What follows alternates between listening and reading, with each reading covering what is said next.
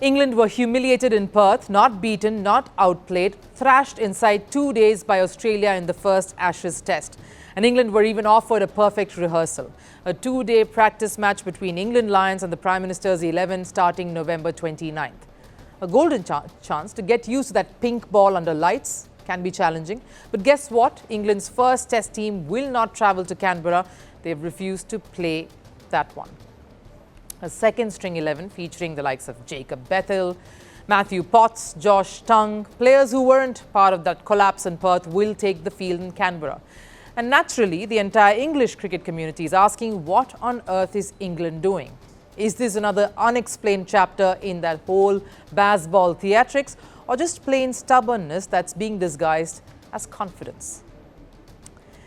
Now remember, this Ashes series was supposed to be England's big opportunity. Australia were missing Pat Cummins, Josh Hazlewood, few other big names there. Even Stuart Broad jumped in saying this is Australia's weakest side. There was belief, there was optimism, there was hype all around Bazball. And every criticism thrown England's way was shut down by captain Ben Stokes. There are quite a few factors that go into why we can't prepare how the has-beens may have prepared in the past. We're very comfortable with how we prepare because we leave no stone unturned. In other words, Stokes told former cricketers to mind their own business. Well, after what happened in Perth, those has-beens are suddenly looking like prophets. Because let's revisit England's preparation for the Perth test.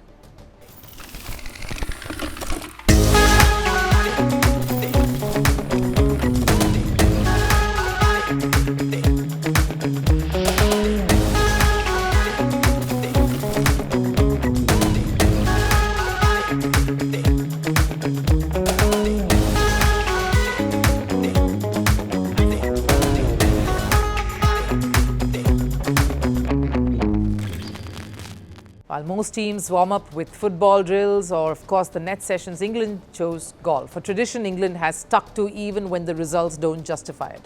Now, remember earlier this year during the India tour, instead of optional practice sessions, Tom Banton picked golf. That series did not start, nor did it end well for the visitors. Former players criticized their attitude back then as well, but Stokes dismissed it at that point too, saying England are serious about their cricket. But after this Ashes embarrassment in that first test, can he still defend this approach? Before this series started, Ben Stokes told the world that any ex-player who criticised them or had a different opinion were has-beens because Test cricket had changed and the past was irrelevant. Well, from this has-been, the message is simple. When you keep throwing away Test matches by doing the same stupid things, it is impossible to take you seriously. And Boycott wasn't alone. Former England captain Michael Vaughan ripped into the team too. If this England side don't think that it is good preparation to go and play a pink ball game, they are absolutely stupid. Now, normally, the next logical step after an embarrassing defeat would be simple. Regroup, take some time off, rethink, rebuild, prepare to launch a comeback in the second test, especially when the next match is a day and night pink ball test at the Gabba, a completely different beast with completely different demands. Yet this English side has opted to not play the practice match. And the reason why this doesn't feel right is because England has an 11-day break between the first and second tests. That's an eternity in a bilateral series. The perfect window then to get used to the lights, the swing, the bounce, everything the Gabba demands. But instead, England's first string opted out. The only explanation seems to be that they do not think this practice is required, and that's the core issue. The Bazball has never been the problem, stubbornness has. Or maybe they prefer to experiment with Australian rules football next, since cricket apparently comes naturally to them. But jokes and snides aside, if only the Perth test agreed, at some point England must decide, is Bazball about fearlessness or carelessness? Because the Ashes don't forgive egos, they don't reward excuses, and they certainly don't give second chances to teams who refuse to adapt and evolve. Australia have already landed the first punch. Now England walk into a pink ball test under the lights at the Gabba with rising criticism and a bruised dressing room. If England pull off a miracle in Brisbane, they'll be called geniuses. But if they collapse again, the world will ask one question: was it Bazball or was it the lack of preparations? Only England can answer that, and preferably not on a golf course. They promised glory.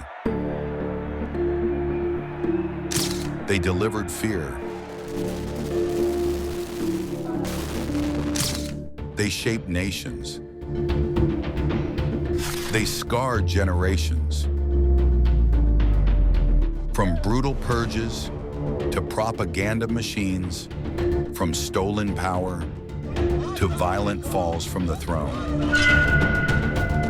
Welcome to The Dictator, a series that strips away the myth and then exposes the men behind the tyranny. History remembers their power. Firstpost reveals their truth.